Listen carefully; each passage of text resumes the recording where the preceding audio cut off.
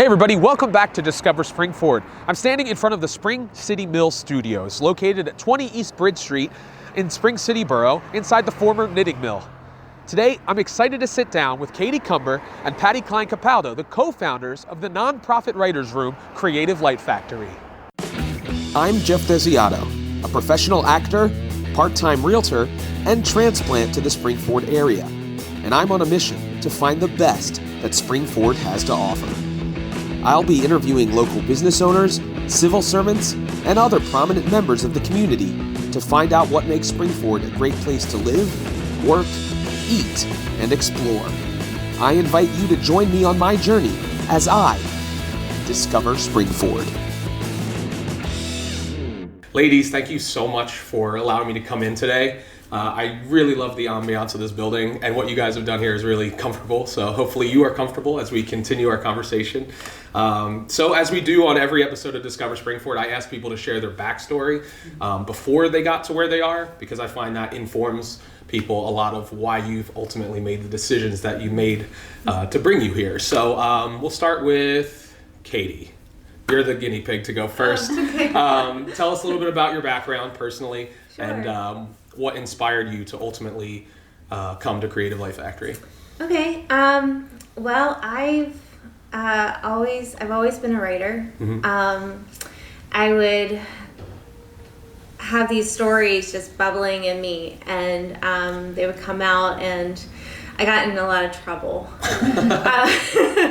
for telling kids in the neighborhood like these fantastic stories about, houses being haunted, or seeing a mystery or something. And my parents would get a lot of phone calls. Oh my goodness. So one day they got a particularly troubling phone call from my math teacher because I told a story about my dad's 12 wives calling me so that I couldn't do my math homework. I couldn't concentrate because he had multiple women calling the house. Oh my word.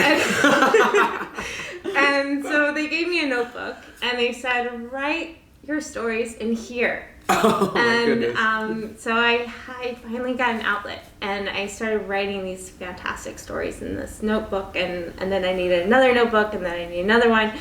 And I just became addicted to storytelling.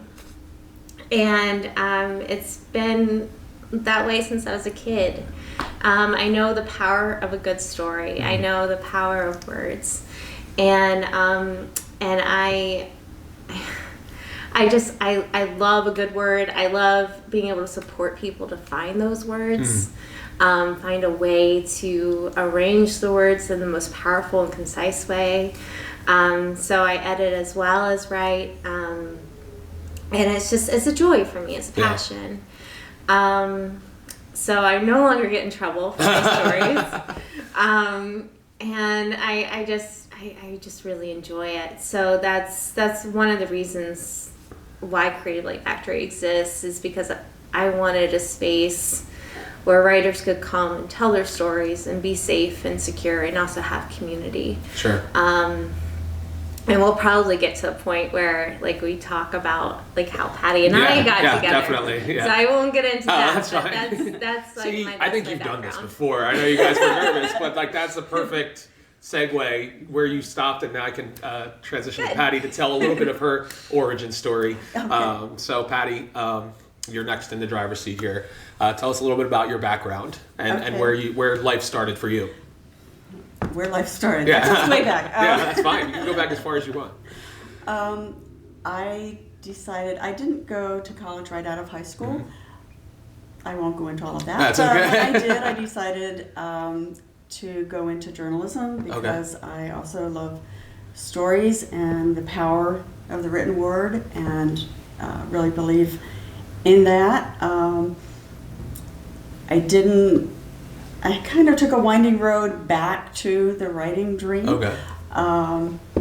When I was, after being in the corporate world for several years and kind of, languishing there. The creativity kind of snuffed out. Oh my gosh, that's like exactly my story, Yeah. but I won't interrupt you, sorry. I think it's a lot of people's story, Yeah. which is really part of my Especially passion, creative too. people, I think. Right, They feel yeah. that stifling in a really rigid environment like that. Right. Yeah. The corporate world has done well by Yeah. me. I won't knock that. But when I was trying to imagine ways I wanted to retire early and how to bring in a low extra income. That part hasn't happened yet, but it brought me back to writing and discovering that part of myself and really bringing that creative part of myself alive. And I started,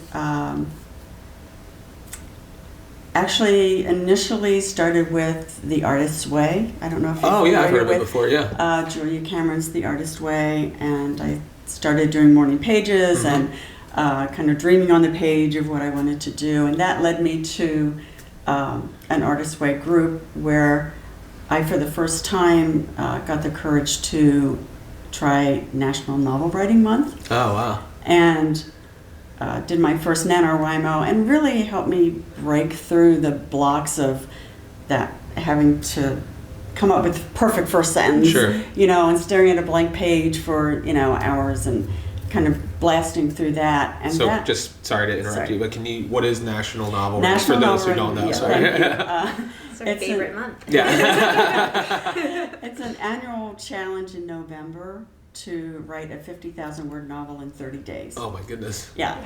And it's a draft. Okay. Rough draft of a novel, but just to get the story out, get the story on the page, and just get writing. Yeah. Writing every day.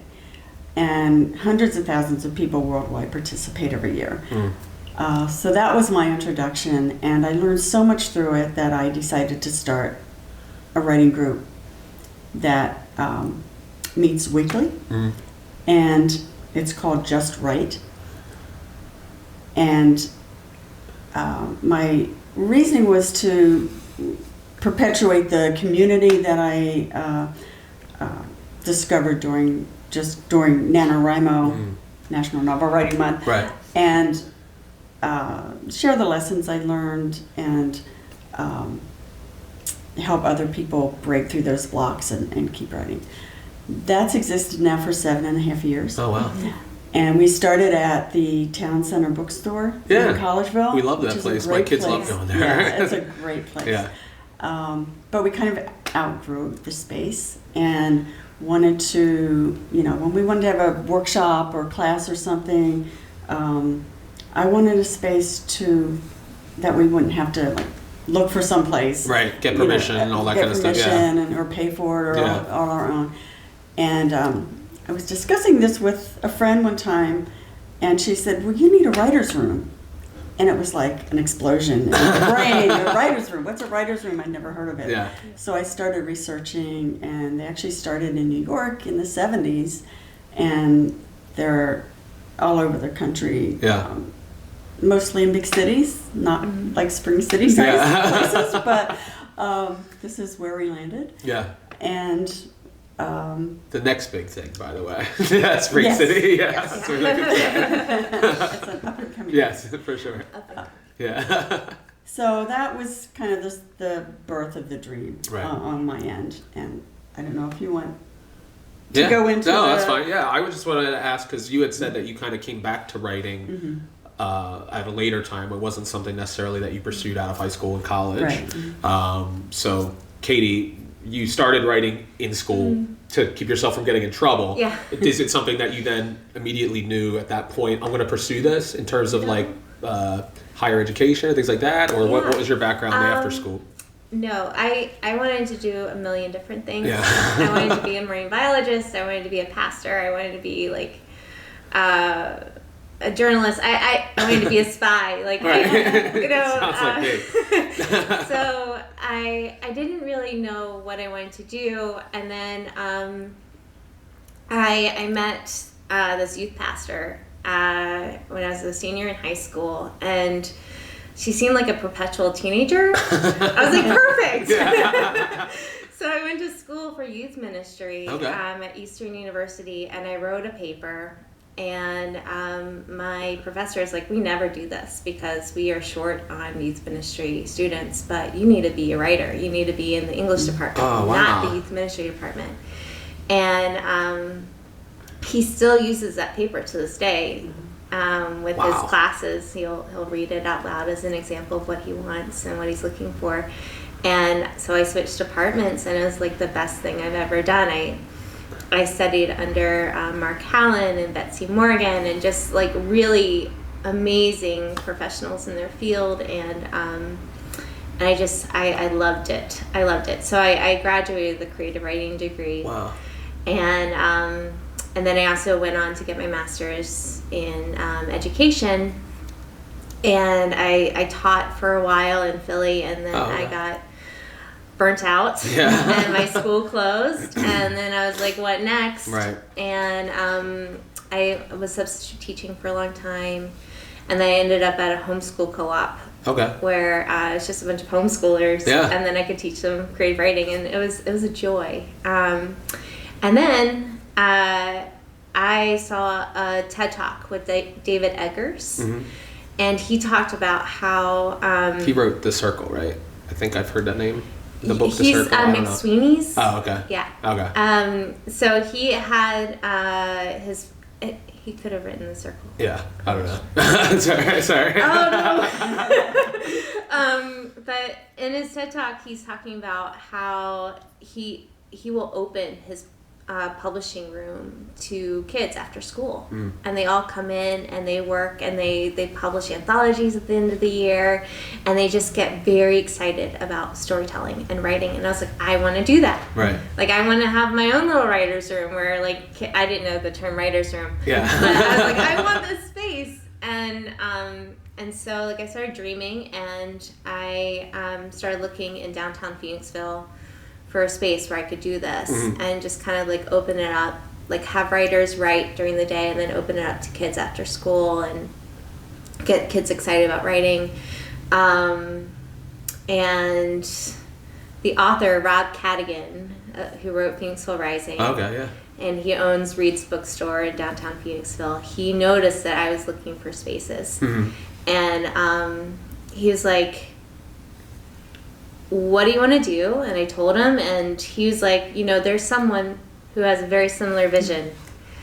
And he was like, you need to meet Patty. Oh, wow. And so he's kind of like the grandfather of Creative Light Factory or the matchmaker or somebody. Like, he is linked. He's in our history. And I met with Patty, and we talked for an hour. And after that hour, we're like, let's do this. Wow. And then within a year, we were opening Creative Light Factory. That's incredible. Yeah. Yeah, it's really cool to hear. I would like to go back to you a little bit just to talk about, when you first had an interest in writing and things like that, and what made you kind of not, and then come back to it. You don't have to share too much, but I do want to talk about that. But just hearing your background in the corporate world, your background in youth ministry, which is actually something that I thought I was going to do, really? was youth ministry.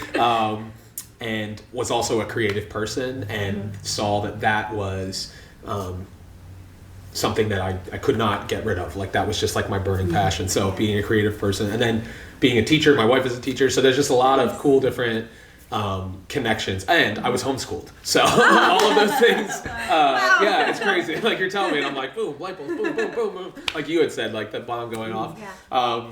So yeah, really cool. I'm getting a little tingly, as I do often in these conversations, because it's so cool to meet people, not know them at all, from Adam, as they say, and to find all these common threads. So anyway, Patty, tell me if you're okay with it. I would like to go back a little bit to when you initially found the passion for writing, and if it's something that, what made you decide not to pursue it ultimately right away, and then if there was one kind of catalyst that made you come back to it.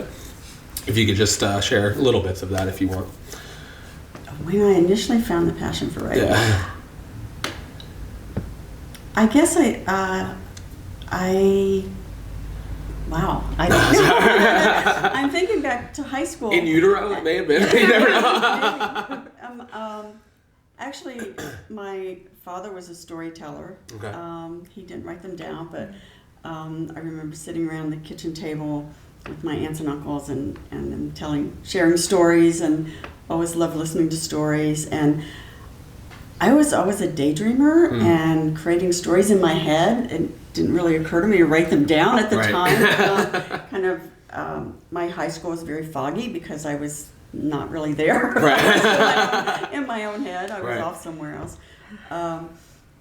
But I remember with papers in school and stuff, getting very positive feedback, and just loving the process of writing, and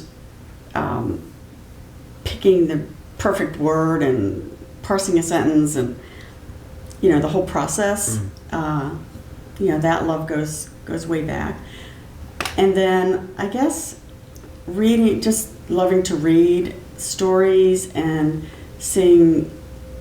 I always had a love for history and the power of that the written word has had throughout history and in our nation. And, I guess that's what led me to choose journalism. When I finally did go back to school, I went off and on for a while, and finally did go back to school.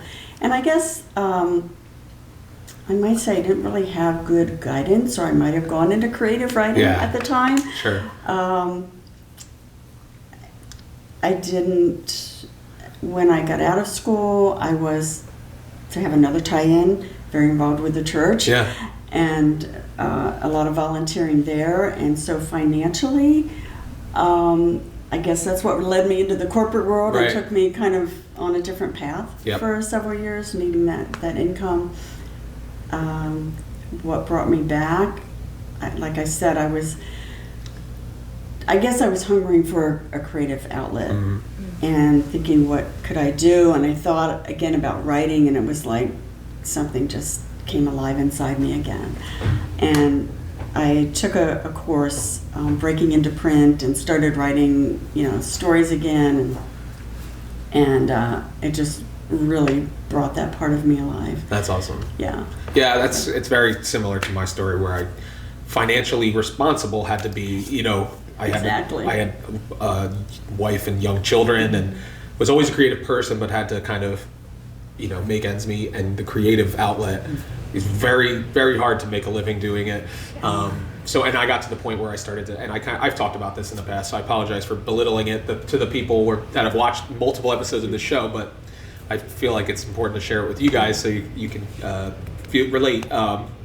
Getting to that point where I just felt like I was like dying. I was blocked. And there's actually a podcast that I listen to called The Moment with Brian Koppelman, and he's the guy who's the showrunner of Billions. If you've heard of the TV show Billions, he wrote the movie Rounders. He's a Hollywood guy, but he has a lot of creatives on his podcast, and he actually talks about The Artist's Way, which is the book that you brought up. And that was the thing. He worked in the A&R in the music industry. He was like a lawyer, like legal with music, and he wanted to be a writer, and he felt like he couldn't, and he said I was a blocked writer, and the situation started to become toxic, where he just felt like he was miserable, he was depressed, because he had all of this, what he thought and what he wanted to get out, and he read The Artist's Way, and he just started doing morning pages and started to kind of let all that out, and now he's made his living as a writer, a screenwriter, and a television writer and things like that. So it's cool that you say that, but I felt the same way. And for me, I had to find a way mine was performing. So I'm a professional actor now, but I couldn't just leap into that. So I got into real estate, because that was a way where I could still make some money, but also have a flexible enough schedule that I could pursue the creative thing without just abandoning my responsibilities and things like that. But yeah, so I totally understand that feeling when you're like, all right, this is something I'm really passionate about. How do I pursue it in a responsible way, without just throwing caution to the wind? Because I think I made some decisions where it was I maybe was a little too rash. Maybe I shouldn't have gotten my real estate license and quit my job. Maybe I should have done it part-time and gradually transition. But I was kind of let's do this, cash in the 401k to have a safety net. And so I made some mistakes along the way. But all that to say, it really encourages me to talk to other creatives, and because I feel like there's a lot of parallels in the journey, because it's hard to say when you're a young person, I'm going to be an actor, without someone saying, well, you need a plan B, or I'm going to be a writer, oh, you need a plan B. You know what I mean? So it's encouraging to see people who, even though it takes them a time to get to that point, which leads me to, we can tie back to where you guys came together. What was the initial conversation like? And obviously we know how you guys met, but from your perspective, how did you come in contact with Katy?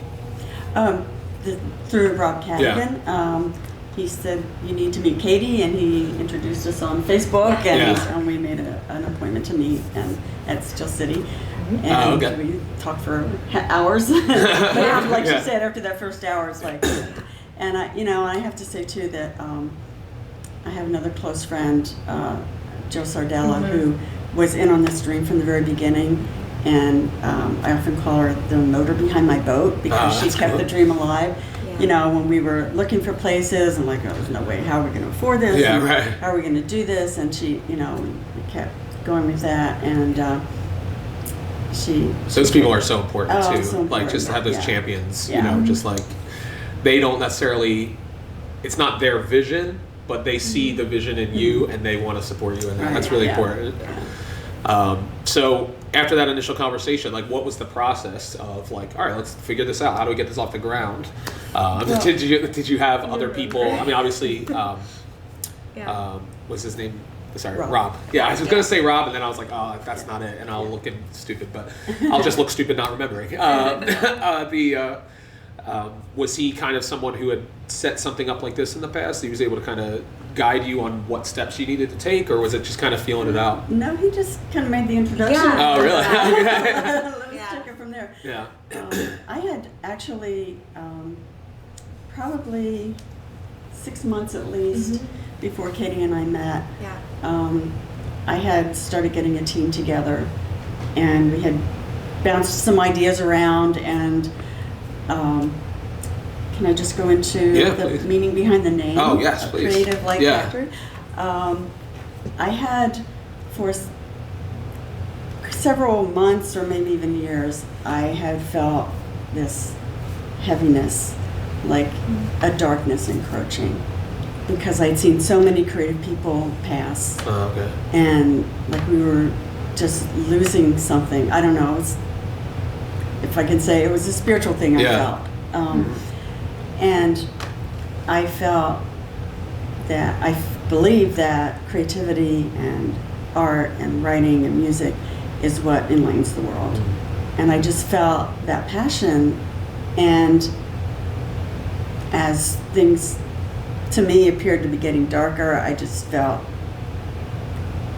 November, a couple years ago, now's the time. Yeah. So I got some people together. I shared that vision, that passion, and talked about places we'd looked at, and that I envisioned like maybe an old factory building.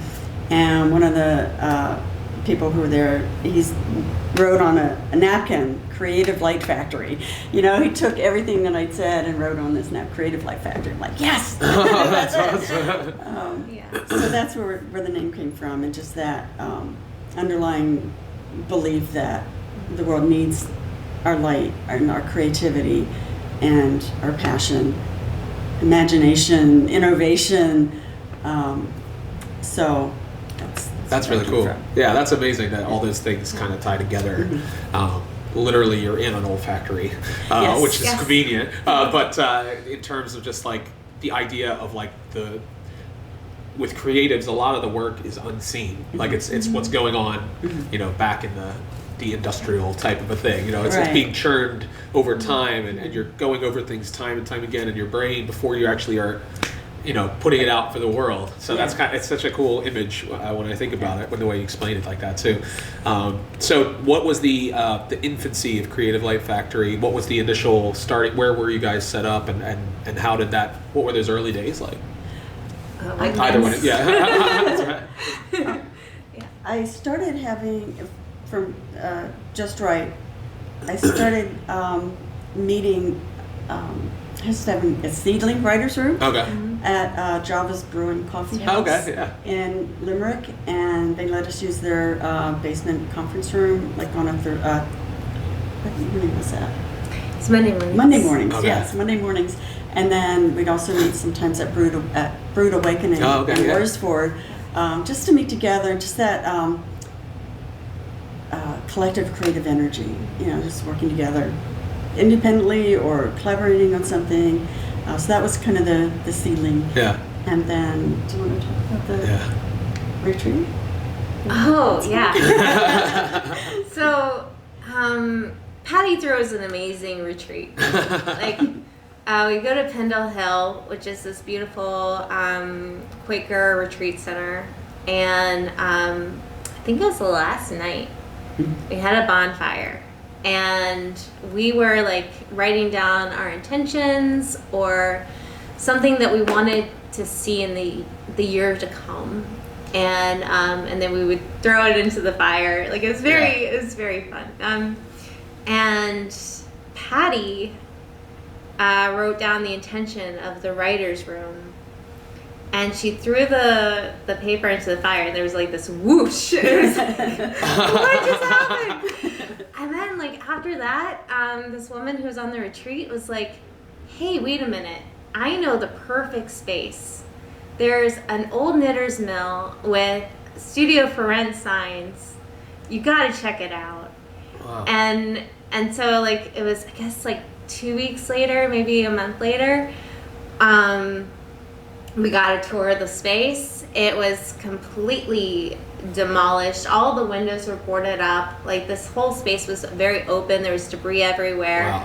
Wow. And the owner was taking us through, and he talked about a similar project that he did in Manayunk, and how most of the artists who started with him 30 years ago were still there. Wow. And we're we're putting our deposit down. We feel like we can trust you. And then we started meeting at Wegmans. Okay. And we would have these mini board meetings of all these people who just lovingly volunteered their time to see this vision come to life. It's amazing how many people have stepped up. Wow. To see us through. Our space was designed by a volunteer architect. Oh my goodness. We gave the design to the owner. He built it for us. Wow. It's incredible. I don't know how we could have done it without the team of people we had. We call ourselves the co-founders, but really we have about 10 co-founders. It's just it's really incredible. And we were meeting at Wegmans for a year. And was this all as Creative Light Factory? Yeah. So it was an established brand, but you just didn't have a space your own. Well, space. we were developing the website together. We were talking about mission statements. Right. We were talking about nonprofit paperwork, which is it's a monster. Yeah, right. Just doing the bylaws. The dull, boring. Yeah, right. I don't know if I want to do this anymore stuff that you have to do in order to create something like this. We were building the skeletons. Yeah. And it was such a great, even doing the mundane things, there was such a good energy about it. It was just everyone was let's make this work.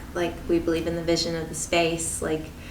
This needs to happen. So even the stuff that made us want to rip our hair out was exciting. Yeah. It was exciting. Yeah, that's really cool. So what ultimately, obviously you explained how you came across this building, which is really cool. At what point was it ready, and when did you launch officially in this space? We found out about the space, I guess, the beginning of October in 2017. Okay. And after, like Katie said, after Kelly at the retreat mentioned the space, I called the owner the next day. Okay. And he was telling me about the building, and he's so excited. I told him about our vision of a writer's room, because he'd never done that before. It was all artist studios. Yeah. And he was saying, giving me some price ranges and this and that. And I said, I'll build it whatever you want. And I'm standing up at my desk. Like, this is it. I just knew this is it. Yeah. It's finally it. So the following May is when we moved in. Wow. Yeah. So May 2018. Yeah. That's great. Yeah, So very you guys are fast. coming up on two years in this space, which is incredible. This is my first time actually setting foot in here, which I've been wanting to see it for so long, but with my work schedule and when the open houses were happening, it never worked out. So I'm glad I was able to make the time to come in.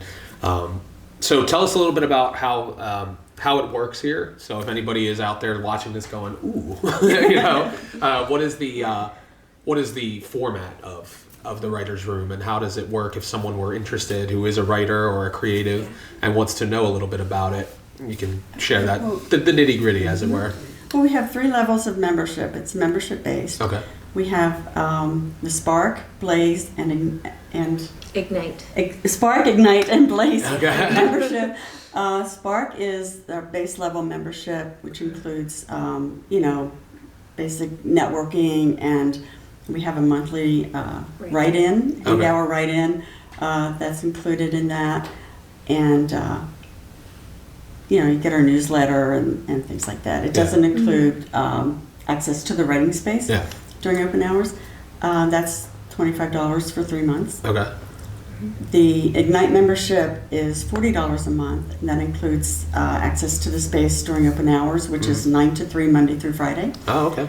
And plus the any other events, the write-ins, and which Katy hosts, 8-hour write-ins once a month. She's amazing. And during NaNoWriMo, it's like 12-hour write-ins. 18 hours. Oh my gosh. I did an 18-hour write-in this So year. write-in as in people all come here and they're all like aggressively writing together, and that uninterrupted write-in, kind of a thing. I'm sorry, That's fine. that's also a concept that came out of National Novel Writing Okay.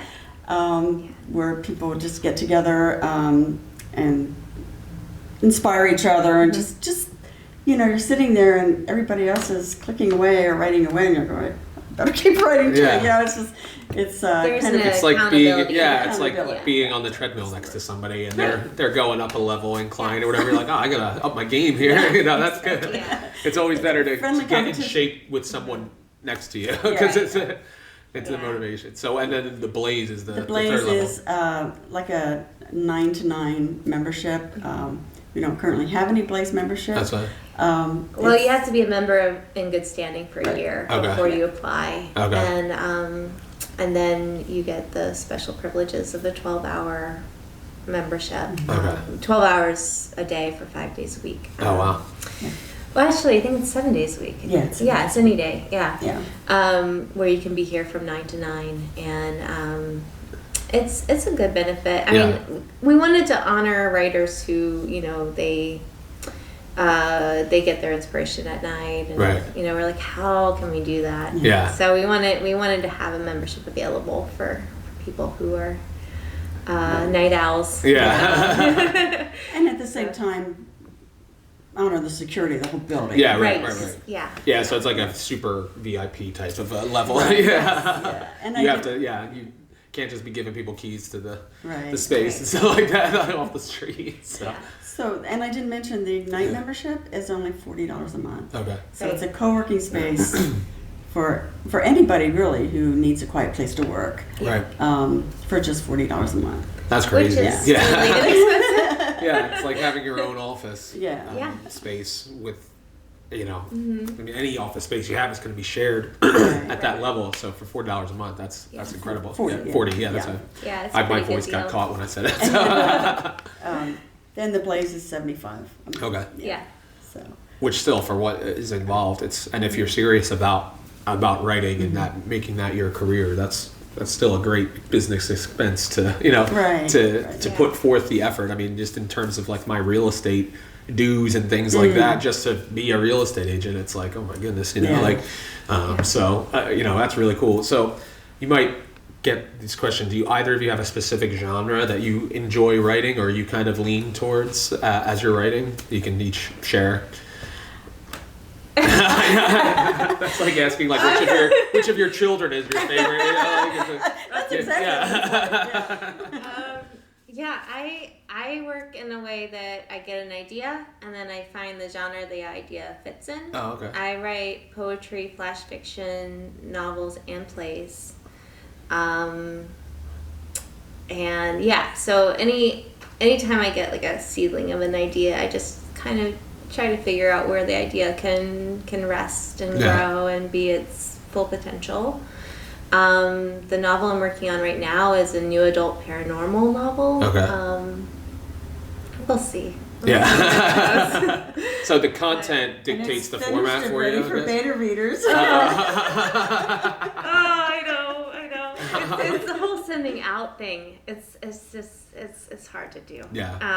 But I have a collection of poetry that's published and a few flash fiction pieces that are in some lit journals. But I don't know. It's the whole idea of publishing a novel is there's something that's very personal. I think it's just the time. Yeah. I think it's like the amount of time that's invested Sure. in that story and those characters and how much time you spend with those characters and it's just a whole thing. Yeah. So yeah. So I'm having a hard time letting it go. Yeah. But I know I need to push out the nest. Yeah. So we'll see how it goes. Yeah, that's a perfectionist's biggest obstacle is letting it go. Because especially in art, like art is ever evolving. So you're like, how can you have a finite, When do you just stop? end date? Like I can always improve on it, but at some point you just need to. Yeah. That's it's like the artist with the paintbrush going into the gallery. Yeah. Right. Just a touch up. Yeah. How about you, Patty? I dabble in everything. Yeah. I've recently focused more on poetry. That might be Katie's influence. Yeah. I have a few short pieces published in some anthologies, short nonfiction. Yeah. I've written some novels or drafts of novels or starts of novels, which is really fun. I love writing fiction because just the freedom of it, just the imagination, letting the imagination go is really fun. Yeah. Now, I'll put you on the spot again and ask, do either of you have a favorite book? Because I think that is, I interviewed a man, David Eisenhower, who has a business called Cinema Sickness, and he's a cinephile, so he has the largest collection of what do you call it? Media, cinema media. So he has DVDs, Blu-rays, all in his basement. And I asked him, "What's your favorite movie?" Which is a ridiculous question because he has thousands and thousands of movies in his possession. But I'll try to ask you guys. I know it's probably a hard question, but is there a go-to book that, like, when someone asks you, "Oh, do you have a favorite book?" You just kind of, even it might not be your favorite, but it's the one that comes to mind. I don't know. I should have given you a little bit more time to prepare that, but that's a tough one. or a book that you recommend to people that is like particularly inspiring to you. I will mention my most recent favorite, which I've actually listened to the audiobook twice. I haven't actually read the book. Where the Crawdads Sing by Delia Owens. It's beautifully written and just a really, really good story. So I recommend that one. As far as I love historical fiction, and one I've gone back to several times is Here Be Dragons by Sharon Penman and the rest of the trilogy. So that's one of my favorite. And I love Harry Potter. No shame in that. My kids are going through it with my wife right now. She's reading it to them. So Harry Potter reintroduced me to magic. And belief in magic. That's really cool. Yeah. How about you? My copy of Wrinkle in Time is very beat up. Because I read that every summer. I don't know why. It's just become this tradition where I pick it up and it doesn't feel like summer unless I've read Wrinkle in Time. I don't know. It's weird. Great Expectations is another one that's very beat up on my shelf. Walt Whitman's Leaves of Grass. And I'm currently reading a lot of Ruth Ware right now, because she is just a master at creating tension. And because I'm writing a paranormal story, she has just been a teacher in suspense for me. Oh, that's cool. So really, it's whatever I'm working on, I will find an author who is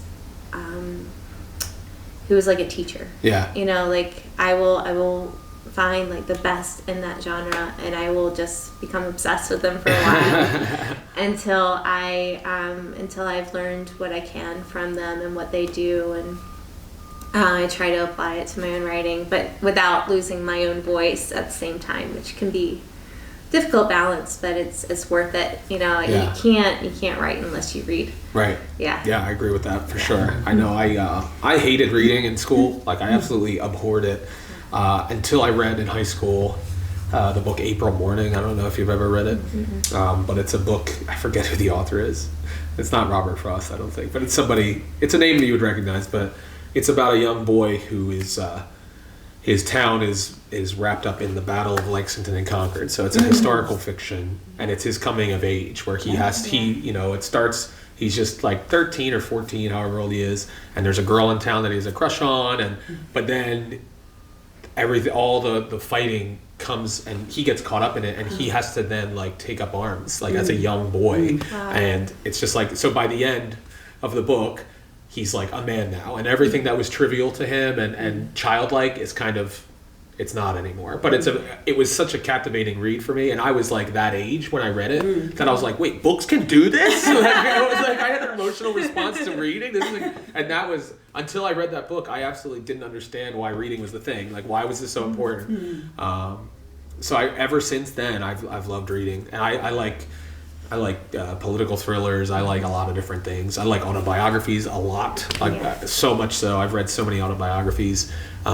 So I'll make a recommendation for everybody. The book Manhunt was written, I forget the author's name, but it's about the 12-day manhunt for John Wilkes Booth. And it's based entirely on eyewitness and interviews and journalism of the time, but it's written almost in narrative form. So you'll have the people having conversations, but it's actually like the words from their testimony that they gave and stuff like that. So it's a really good read. It's called Manhunt, cool. The Hunt for Clinton's, Lincoln's killer. Sorry, that was a weird Freudian slip. Yeah, that's a recent book that I've been recommending to people who like that style. So it's suspenseful, it's historical, and it's based completely in fact, which is really cool. So, and I'm reading the autobiography Catch Me If You Can, which is my favorite movie. That's great. So I just love all that kind of stuff. So anyway, this has been fantastic. I feel so inspired to start writing again. I used to write a daily blog post about my journey, and I kind of transitioned more into audio podcasts and vlogging. So I don't know, I might start dabbling and getting the wordsmithing back. Good. That's what we do. Yeah. So as we wrap up, tell people how they can get in touch with you, what your website, your social media, all that kind of stuff. Sure. That's the opportunity to tell people. Okay. You can reach us at ignite@creativelifefactory.org. Or you can come on by to 20 East Bridge Street in Spring City. And if you're interested in teaching with us, because we do invite people to teach with us, you can email Katy, Katy, at creativelifefactory.org. Awesome. And then you're on social media. Which platforms are you on? Yeah, we're Facebook? on Facebook, Instagram, Twitter.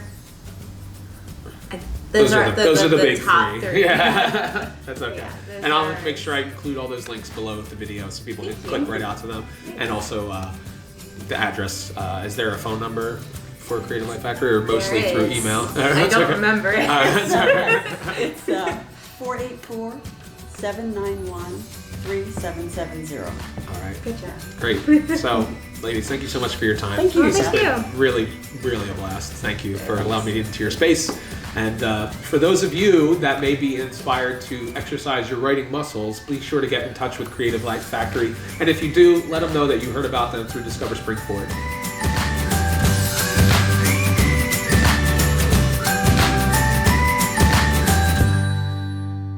Well, that's all the time we have for today's episode of Discover Springford. Thank you so much for watching. I want to encourage you to check out Creative Light Factory for yourself. They have a number of options for people who are non-members as well. I also want to thank Katy and Patty for sharing their story today and remind you that Creative Light Factory is a nonprofit organization. So if you'd like to support them, you can do that in a number of ways by visiting the links below the video. If you enjoyed Discover Springford and the work that we're doing to highlight the Springford community, you can support us in a number of ways as well. First, you can share this video with your friends and family. You can also subscribe to our YouTube channel and our podcast and our online newsletter. If you'd like to support us financially, you can do that in one of three ways. You can support us monthly through our Patreon site for as little as $1 a month. You can also make a one-time PayPal contribution, or you can purchase some of the merchandise that we have available in our online store by visiting discoverspringford.com. Thanks again for watching. Come back next time as we continue to discover what makes the Springford area a great place to live, work, eat, and explore.